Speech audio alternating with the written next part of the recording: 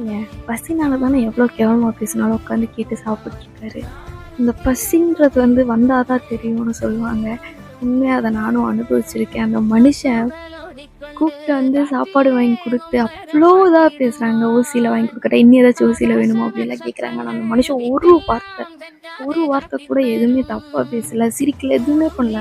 அவர் தான் மனசுக்குள்ளே கஷ்டத்தை வச்சுட்டு உட்காந்து கம்முன்னு சாப்பிட்டாரு. ஏன்னா அவருக்கு அவ்வளோ பசி. அங்கே போய் கேட்கும்போது தான் சொல்கிறாங்க, நான் நேற்று நைட்டு சாப்பிட்டது உண்மையாகவே நான் பசியில் தான் இருந்தேன், நீங்கள் கூப்பிட்டு சாப்பாடு போட்டதுக்கு ரொம்ப நன்றி.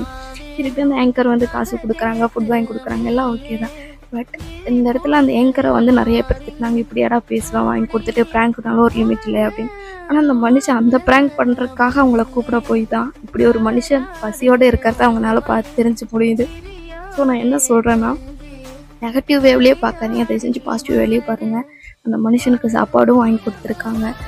அது ஸ்கிரிப்டாக இருந்தாலும் சரி, உண்மையாக இருந்தாலும் சொல்கிறேன், இந்த நிலைமை என் எதிரிக்கு கூட வரக்கூடாது.